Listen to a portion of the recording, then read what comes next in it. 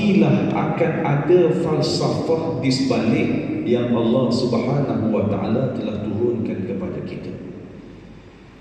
Mana mungkin Allah Ta'ala buat suatu peraturan undang-undang di dalam Quran berkaitan dengan sistem faraid saja-saja, mesti ada sebab, mesti ada hikmah, mesti ada falsafah di sebaliknya. Cumanya setakat mana individu-individu kita ini tahu menilai akan hikmah di sebalik pembahagian yang ditentukan oleh Allah Subhanahu wa taala. Sebab itu jawabnya kena belajar. Kadang-kadang ada jemaah yang bagi tahu saya, ustaz, bila ustaz ceramah saya ambil link Facebook masjid surau yang buat rakaman live Facebook tadi, saya share dalam grup family saya. Kemudian saya buat nota kaki sikit apa yang saya faham. Siapa dia dalam grup itu? Menantu, anak. Tapi masalahnya ustaz, setiap kali saya share tak ada seorang pun yang react, yang buat good ke, yang komen ke, dan ada juga yang tak tengok langsung. Apa petandanya itu? Petandanya adalah orang muda tak minat untuk belajar dalam bab ini. Sebab masing-masing memikirkan ilmu faraid ini, pembahagian pusaka ini adalah ilmu untuk orang mati. Salah. Sebab ilmu ini adalah untuk orang yang hidup. Kenapa? Sebab orang hidup inilah yang nak menguruskan harta pusaka orang mati. Kalau orang yang hidup ini tidak mengambil intipati ilmu pembahagian pusaka ini, maka tuan akan lihat akan terus menerus di kalangan orang Melayu Islam mak kilau kita ini masih berbalah berkaitan dengan pembahagian harta pusaka. Kenapa? Sebab tiada ilmu dan dia tak tahu apa benda intipati di sebalik pembahagian pusaka faraid ini. Baik. Maka falsafah di sebalik pembahagian harta pusaka ini, iaitulah yang paling penting adalah tanggungjawab. Maka tanggungjawab yang pertama adalah untuk belajar. Kalau belajar, dia akan tahu bahawasanya harta faraid ini benda yang terselit, yang mengandungi hikmah di sebaliknya adalah tanggungjawab, bukan untuk kaya. Kalau untuk kaya, usaha sendiri, bukan mengharapkan harta faraid. Harta faraid ini terkandung di belakangnya, iaitulah tanggungjawab. Sudah pastilah akan ada tanggungjawab, sebab bahagian bapa lain, bahagian ibu lain, bahagian isteri lain, anak lelaki lain, anak perempuan lain. Kalau lain-lain dia punya amount, dia punya bahagiannya, sudah pastilah akan ada tanggungjawab di sebalik orang yang dapat. Maka pada pagi ini kita nak tengok individu-individu mana yang terlibat dengan tanggungjawab ini, supaya kita ini, tuan-tuan dan puan-puan, bila tergolong dalam individu ini, kita tahu apa yang kita nak buat. Kalau bercerita tentang pembahagian harta pusaka, ramai orang yang menanti bahagian dia, tak ramai orang yang nak mengurus. Mati sahaja ayah, maka sudah pasti akan ada di kalangan adik-beradik kita, dia akan kata apa? Dia kata, kau urus lah, nanti nak bahagian nanti kau panggil. Okay. Maka kita pun telefon, okey, besok datang ya, bahagian kau 50,000 sebelum subuh dia sampai. Sebab dia nampak dah 50,000 itu. Baik. Maka individu yang pertamanya adalah bernama anak lelaki. Hukum faraid menjelaskan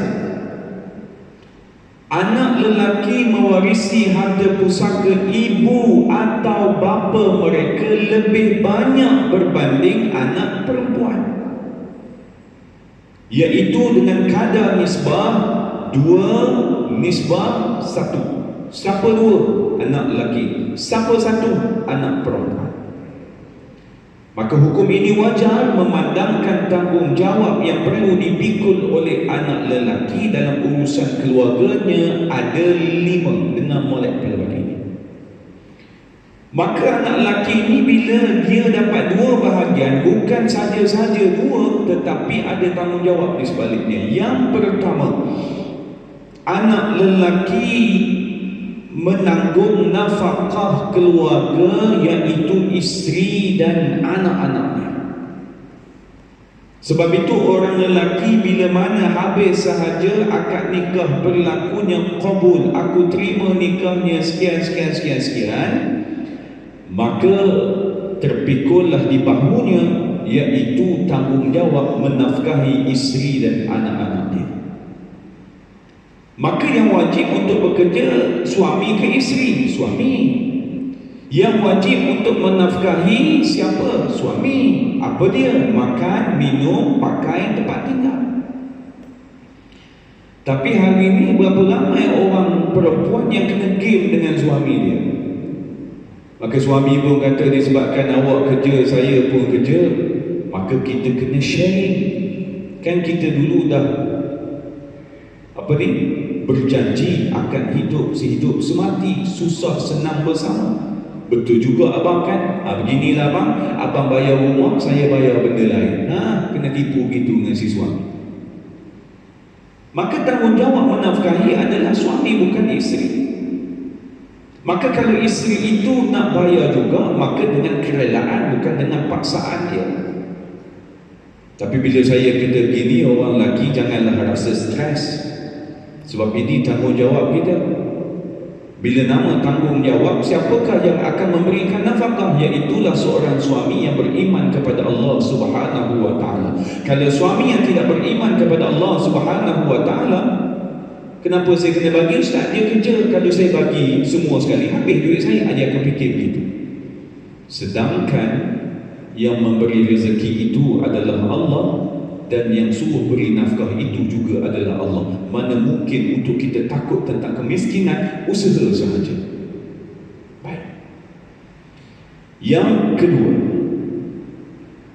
tanggungjawab anak lelaki adalah memelihara dan menanggung nafkah ibu bapa yang uzur. Ibu bapa yang tidak lagi dapat menafkahkan diri mereka sendiri. Bila mana mak ayah kita uzur dan mak ayah kita ini tidak boleh menafkahi diri dia, maka wajib anak lelaki untuk menafkahi diri mak ayah mereka itu. Jangan duk main biar begitu. Macam saya, ayah saya pencen.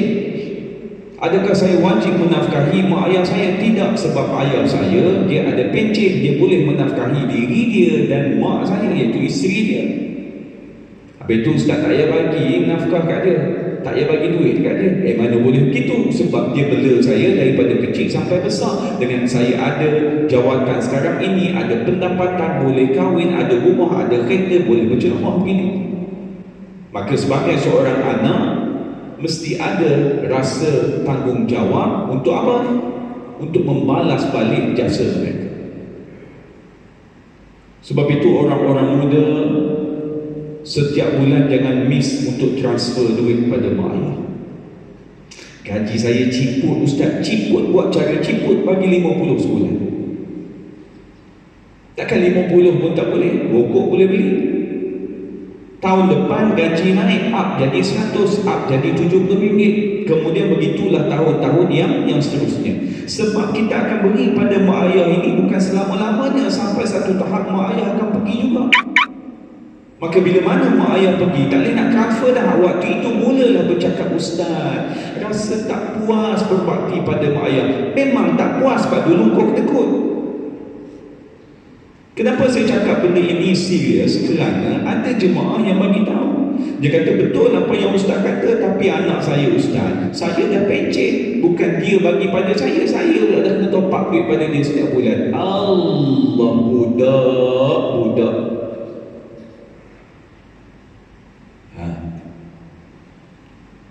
Orang muda kena peka dalam bab ini. Jangan fikir nak kenyangkan diri sendiri. Kalau ditanya pada mak ayah kita, ayah dapat pencen 5,000 sebulan, saya beri 200 sebulan. Cuba tanya ayah, Yang ayah dapat 5,000 sebulan dengan 200 bulan tadi, mana bermakna pada ayah? Confirm ayah akan kata 200 tadi. Sebab 200 tadi datang daripada insan yang dia didik dan dia bela daripada kecil. Sini. Biar nampak di situ. Adakah kita beri kepada mak ayah itu menyebabkan kita makin miskin? Tidak, tuan-tuan dan puan-puan. Tidak, wahai orang muda. Bila mana kita beri pada mak ayah, yang confirmnya adalah akan terpacul di mulut mereka ibu ayah ini, ya Allah, ya Tuhanku, murahkanlah rezeki anak aku. Siapa yang doa ni? Mak ayah kita. Jadi yakinlah kepada Allah Subhanahu wa taala. Begitu juga dengan orang lelaki yang namanya suami, yang namanya ayah. Setiap bulan tak pernah miss beri pada isteri dan anak-anak. Kita kahwin 30 tahun, setiap bulan mesti beri. Ditakdirkan Allah Ta'ala tahun ke-30 perkahwinan kita pun mati. Barangkali perbuatan kita yang setiap bulan yang kita beri nafkah tadi tu, tuan-tuan dan puan-puan, yang orang lelaki, suami, ayah tadi, asbab kepada beri nafkah itu mana kita tahu merupakan satu asbab untuk kita layak masuk ke dalam syurga Allah Ta'ala. Sebab itu setiap bulan bila beri duit pada isteri dan anak-anak, kena ikhlas.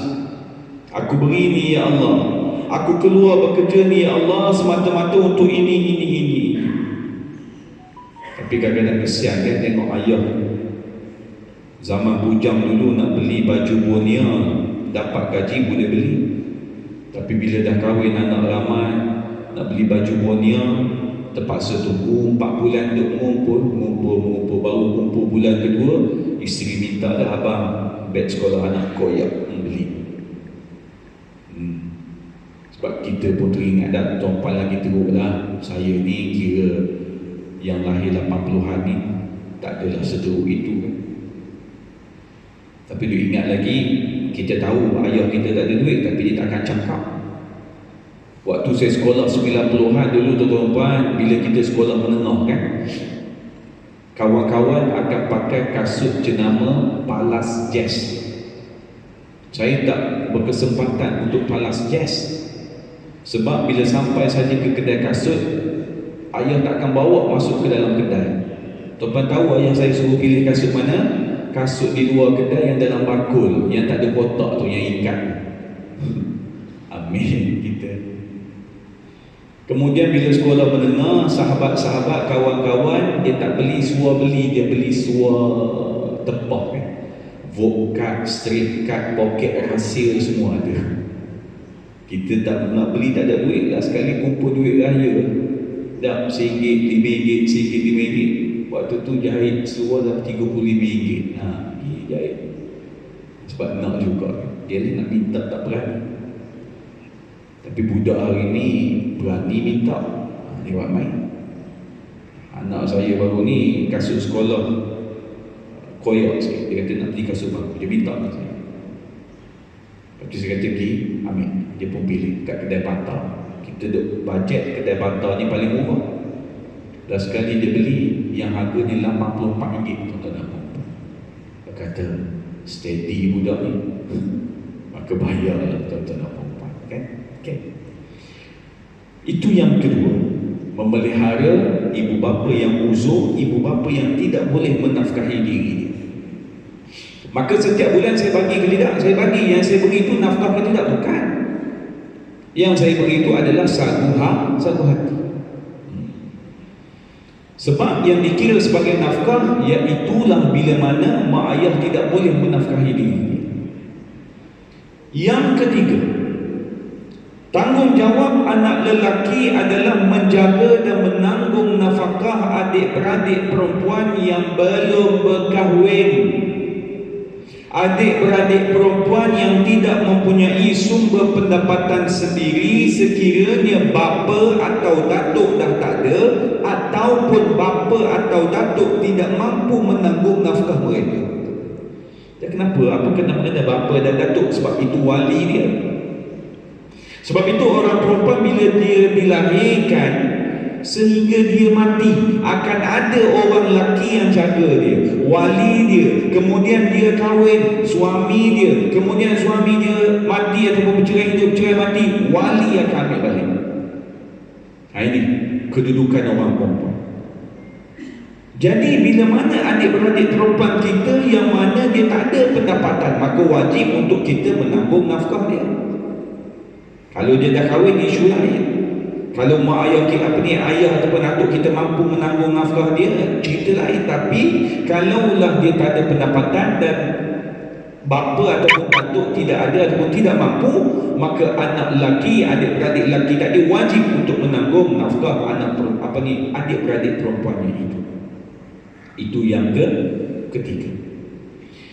Yang keempat, tanggungjawab anak lelaki adalah menjaga dan menanggung nafkah adik-beradik perempuan yang kematian suami dia. Adik kita ni dia kahwin, suami dia mati, maka wajib adik-beradik lelaki menanggung nafkah adik perempuan tadi. Sekiranya adik perempuan kita itu, adik-beradik perempuan kita itu tidak ada sumber pendapatan, dan sekiranya bapa atau datuk dah tak ada, ataupun bapa atau datuk tidak mampu menanggung nafkah dia. Kemudian yang kelima, tanggungjawab anak lelaki bertanggungjawab menafkahkan anak-anak kepada adik-beradik lelaki yang meninggal dunia. Jika bapa dan datuk telah meninggal dunia dan atau tidak mampu menanggung nafkah mereka. Nombor 5 tidak disebut. Walaupun adik-beradik lelaki kita mati, bini dia kerja, dia tak sebut. Dia tak sebut pun isteri dia bekerja, kakak ipar kita itu bekerja ataupun tidak. Mudah faham nombor 4, nombor 5 begini. Sebagai contoh, tuan imam kita mati. Pandai dah lah ni. Dulu contoh diri sendiri mati, sekarang cerita orang lain pula. Contoh tuan imam kita mati. Tuan imam kita ini dia ada isteri dan ada anak. Maka yang wajib menanggung nafkah anak-anak dia siapa? Iaitulah ahli keluarga si mati. Tuan imam kita ni ikut pada turutan bapa dia atau datuk dia tak ada dah ataupun mati dah, tak mampu sebagai contoh, maka adik-beradik lelaki dia wajib menanggung nafkah anak-anak dia. Isteri dia, jawabnya ahli keluarga isteri dia. Siapa? Ayah atau datuk kalau tiada ataupun tidak mampu, maka adik-beradik isteri dia.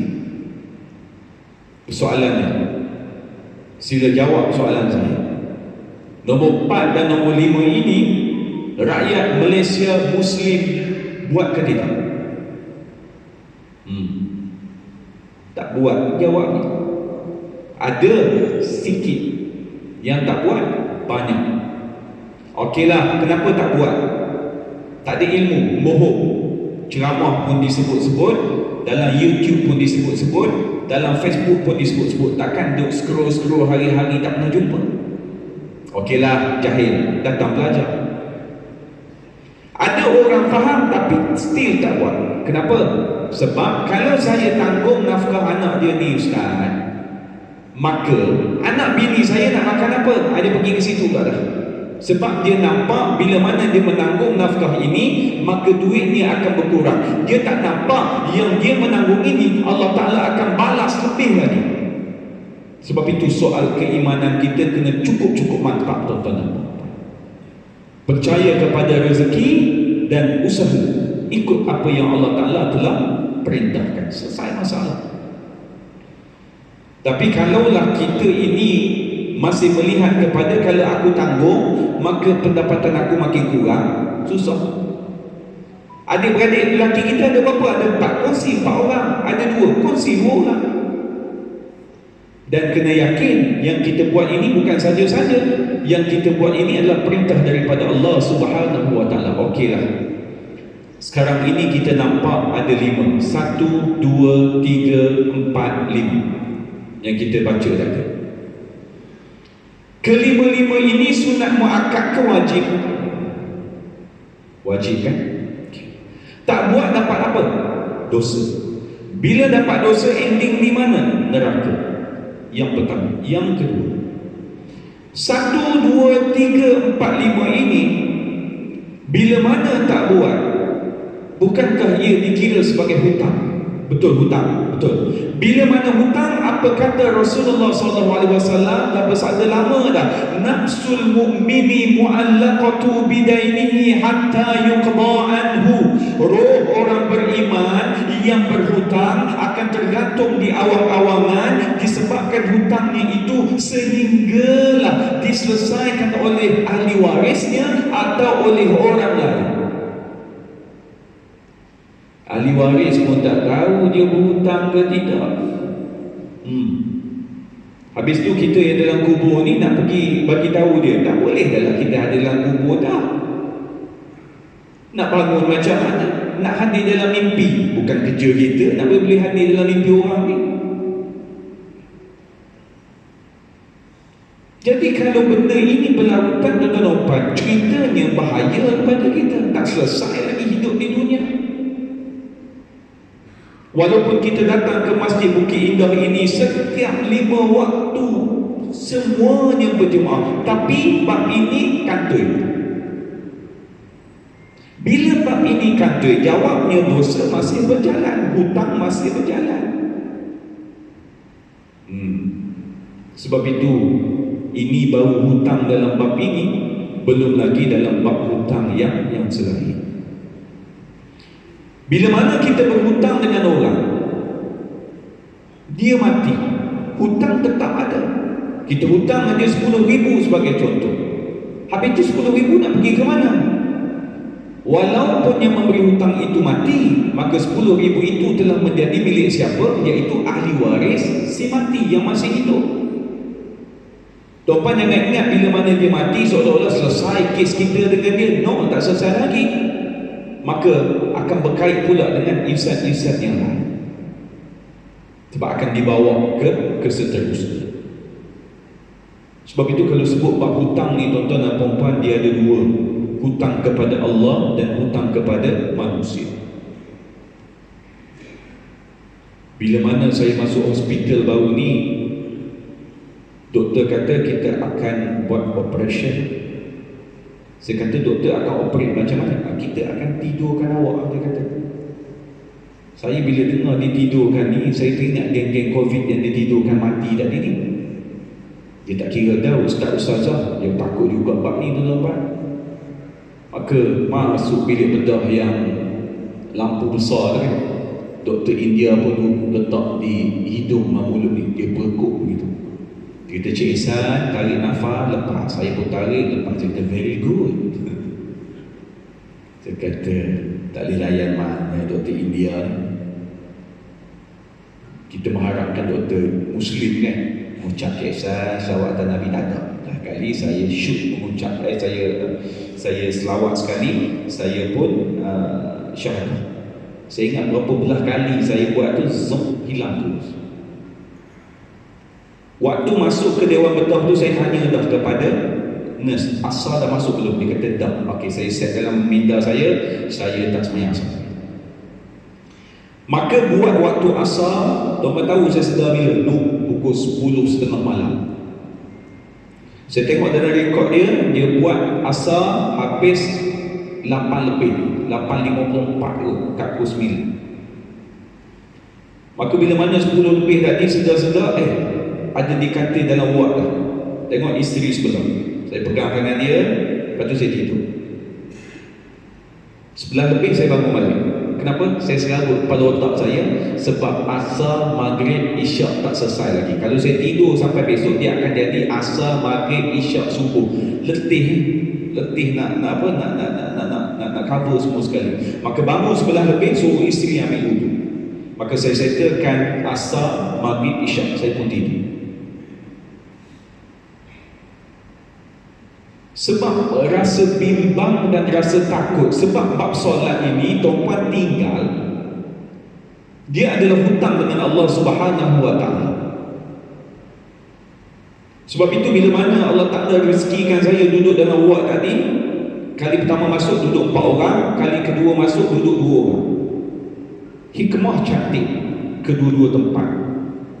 Jadi bila duduk ward saya nama ward pembedahan 3A. Jadi saya appendix, depan ni tonsil, yang tu hidung, yang ni tekak. Oh, duk main begitu tuan-tuan. Geng-geng bedah saja. Cuma saya daripada emergency operate dulu baru masuk ward. Yang lain masuk ward dulu baru pergi operation. Maka seronok bila berada di empat-empat ni, yang ni pergi, yang ni pergi.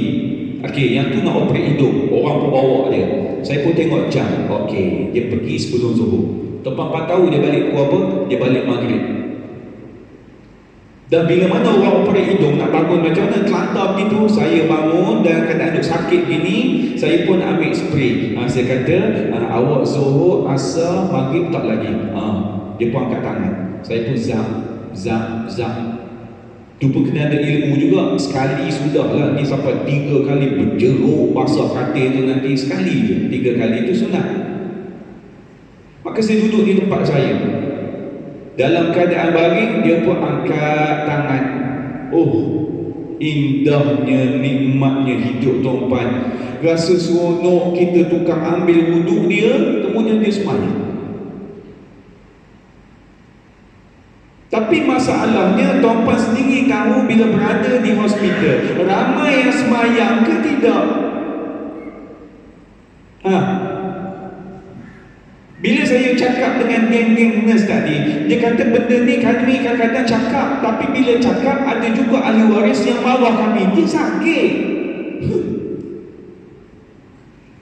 Sebab tuan-tuan cakap saja pada nurse, nurse cukup cantik tuan-tuan, bukan cantik rupa perangai dia. Bila mana saya duduk di sana, saya kata nak ambil wuduk, bawa spray. Saya tengah semayang, dia datang ambil darah. Oh, sorry. Tapi tak semayang. Sebab yang dikatakan sakit ini tak wajib semayang. Tuan-tuan tahu yang tak wajib semayang bila? Bila mana akal sudah tiada. Jadi kena tanya pesakit ni, awak berakal ke tak? Berakal, wajib solat. Tapi saya balur kaki, tak kena solat. Saya tak boleh angkat tangan, tak kena solat. Tak boleh dengan tangan, dengan mata. Tak boleh dengan mata, dengan gerakan hati sahaja. Jadi tuan-tuan dan puan, bila mak ayah sakit, adik-beradik sakit, tuan-tuan jangan duk jaga ubat sangat. Solat utama, ubat nombor 2.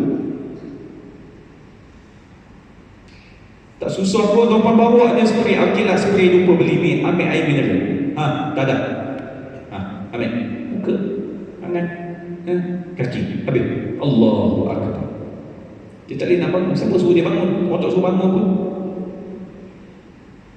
Jaga bab itu. Bimbang-bimbang, sakit dah, bertambah sakit.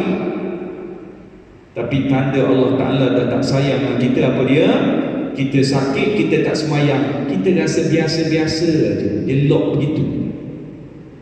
Tapi kalau Allah Ta'ala sayang pada kita, dia akan jentik hati kita. Kita tak semayang, kita jadi gelabah. Nak habis waktu dah ni. Aku sakit, kena ingat pada Allah. Ini baik. Jadi kena ubah mentaliti menjaga orang sakit dan mentaliti orang yang sakit. Bimbang mati dalam keadaan tak semayang.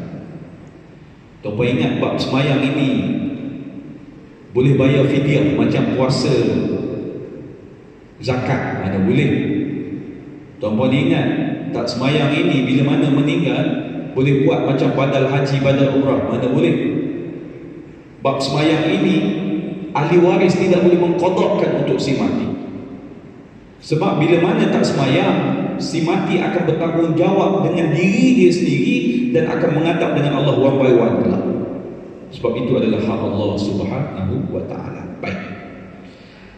Maka kita dah faham dah tanggungjawab anak lelaki ada 5 di sini. Maka anak perempuan apa kerja dia, Ustaz? Ni jawapannya. Anak perempuan hanya bertanggungjawab pada diri mereka sendiri sekiranya mereka mahukan kebajikan. Itu pun kalau dia nak.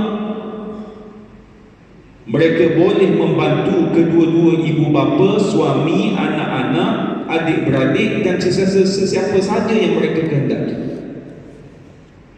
Apa yang dilakukan oleh anak perempuan sebenarnya bukan tanggungjawab, tetapi sumbangan mereka yang pasti Allah Subhanahu wa taala akan berikan ganjaran di akhirat kelak sekiranya mereka melakukannya dengan ikhlas. Tu level kedudukan orang perempuan. Maka kena tahulah orang perempuan kedudukan kita di mana. Kalau rasa kita nak bantu mak ayah kita, silakan.